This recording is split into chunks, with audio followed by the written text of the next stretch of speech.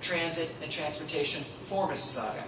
And then for Brampton, as you probably know, 427, 410 extensions, and then a new highway that's going to go through Caledon that's going to be parallel to the 407, 413 or 431, I think they keep changing the name. So the big move is not just downtown relief and Spadina and things like that. It's a lot of things that impact us in our day-to-day lives where we are.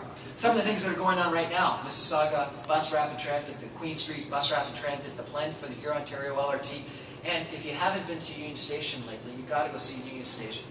The changes potentially in Union Station with a glass roof are spectacular. And then we had this fascinating presentation by Joe Barrett who said this is the array of what we're talking about. But he says, when you think about what London's doing and what Europe is doing, it's a whole different thing. This is a map of London, England. Look how different that map is than the 3 lines that we have in Toronto today, or even the big move that's planned in the future. But then what they've done is they've put a fast train from Heathrow to Canary Wharf. And so his argument is, what we need to do is not only think about what we're thinking about, but we need to add high-speed rail. So we really got to think about transit infrastructure the way we did when we talked about the national dream back in the building of Canada. This is Oakville. Take a look at the construction activity, the commercial activity that you can have north of the GO train station in Oakville.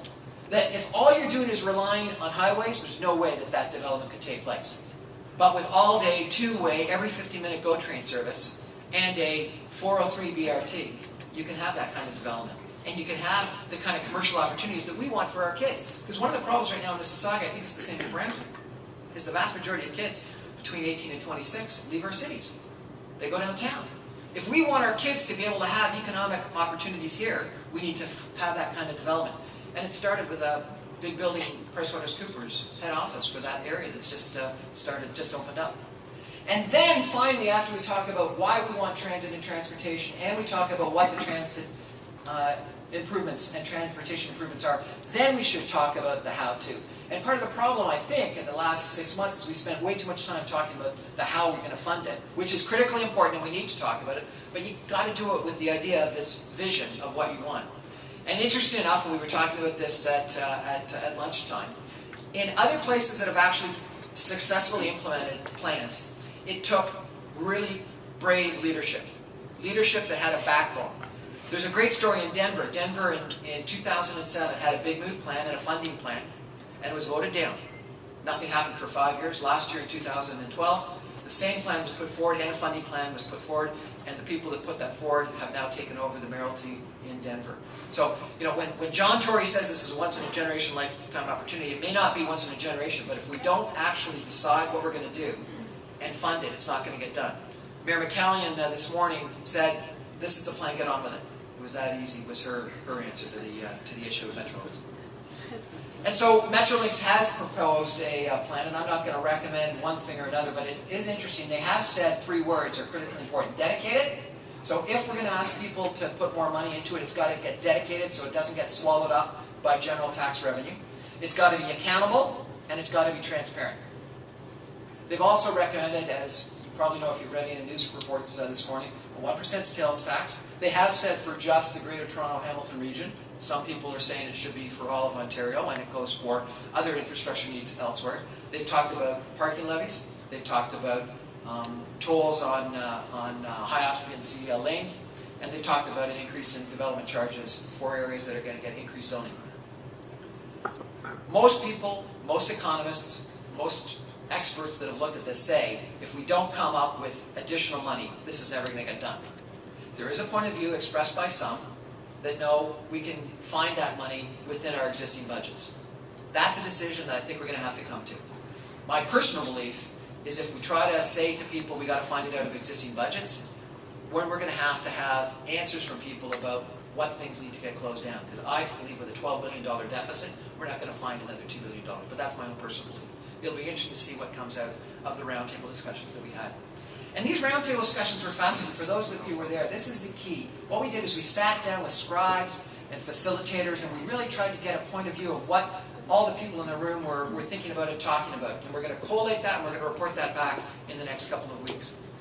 Then we talked about what type of city we want to live in. And we had numerous people talk about, before you decide what transit you want, you've got to decide what city you want to live in, because that's going to drive the transit decisions. And I'm going to flip through a couple of slides here fairly quickly, but I think it's really interesting what people are talking about.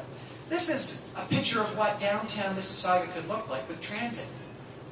With parking and cars, you can't build that because you need the parking lots. But with transit, and you're only 1.5 kilometers from a GO train station. Regrettably, the GO only has 5 trains in the morning downtown and 5 trains out of town in the evening. But if you had that all-day two-way GO, you had it here on Ontario LRT, this could be like Yonge and Eglinton. It could be like North York.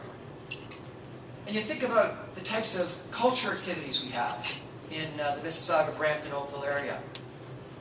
These kinds of festivals need the kind of transit that we want. And we've got great parks and ravines, but you need to be able to access it. And we've got resources that are underutilized. This is a 400-acre underutilized site on our waterfront. The pier that goes out there into the water is as long as the CN Tower turns sideways.